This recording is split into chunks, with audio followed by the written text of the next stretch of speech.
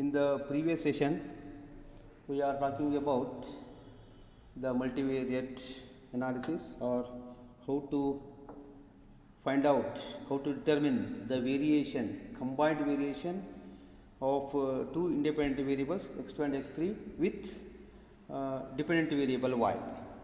In such cases, how to do? You have to estimate the combined estimation, because whenever two variables simultaneously correlating with the dependent factor, that is y, therefore we have to take up the combined standard error and the variance and etc. They have learned that. So today let us take up one example so that it will be clear from the example. So this is the consumption expenditure in the relation to income and wealth. So to illustrate the various points made thus for, let us consider the consumption income example. From the below, it is a hypothetical data on the consumption income wealth. If we assume that the consumption expenditure is linearly related to income and wealth, in such cases, how to do that? There is a hypothetical values here, that the table, the hypothetical data on consumption expenditure of y, and of y is the dependent variable, and the two variables, independent variables x2 and x3, they are combined variation. Combined variation we are estimating, because in the multicollinearity they are simultaneously correlating. You can't keep constant any one of these two independent variable.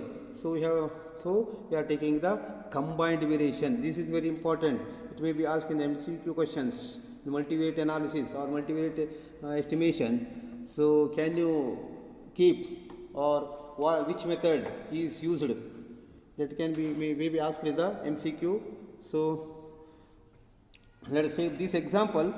So y axis, y values, and income is x2, wealth is x3. These are the two independent variables, and depending on that, those standard errors are obtained, or combined standard errors, because individual standard errors will not work in this example. That is why we are taking the combined standard error of the beta 2 cap plus beta 3 cap, that is equal to square root of the positive square root of variance of beta 2 cap plus variance of beta 3 cap plus 2 times covariance between the beta 2 cap plus beta 3 cap. This is the variance of this. So to finding the values of the variance of beta 2 cap and variance of beta 3 cap and combine the standard error, this is already shown in the previous session. So according to that, we have to first find out the variation and standard error, and hence after that you have to take up the estimate the y values. That is, if we assume that the consumption expenditure is linearly related to the income, then we have the following regression by estimating the values of beta 2 cap and beta 3 cap by the formula that I have given in the previous class. So we have to find out these beta 2, beta 3, and hence find the y estimate equation, regression equations. yi cap equal to 24.7747 plus 0.9415 x2i minus 0.0424 x3i. So with the figures in the bracket shows or tells us the standard error of that. So for the standard error of the constant term or the y-intercept, and the other two are the standard error of the two variables, independent variables x2 and x3, that is 0.8229 and 0.08807, and hence you have to find out the t value by using the usual equation. Then r bar, see, r squared is there. R squared is the coefficient of determination, and r bar squared is the actually adjusted r square. That is nothing but, adjusted r squared means the associated with the sum of squares. So degrees of freedom for the sum of squares, the adjusted r squared is there. So regression 1 shows that income and wealth together explain, because we can't keep constant. That is the characteristic of multicollinearity. So 96%, how it is 96? So r squared is 0.96, that is the, if it is percentage, if you take the percentage 96.35, roughly we can say that 96% of the variation in the consumption expenditure, and yet neither of these slope coefficients is individually statistically significant. One would expect a positive relationship between the consumption and health because both are, this is a positive correlation. Now, although beta 2 cap and beta 3 cap are individually statistically insignificant, if we test the hypothesis that beta 2 equal to beta 3 equal to 0, then by using the F test, F is equal to explained sum of squares or due to regression sum of squares divided by its degrees of freedom, that is k minus 1 whole divided by regression sum of error sum of squares or due to residual sum of squares divided by its degrees of freedom, that is total minus the number of individuals, so number of dependent variables, that is minus k, that is equal to, by calculating, by estimating this, we are getting the values here 4282.77 divided by 46.34, that gives you 92.40. This is obviously, this is very F value is very high.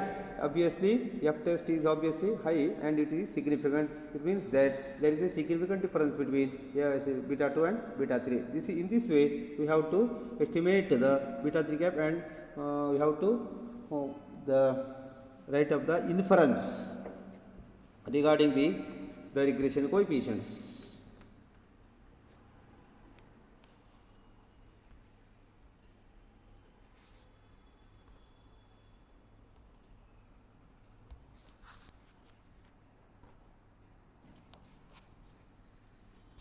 Now, next section that completes the multicollinearity. Now, heteroscedasticity.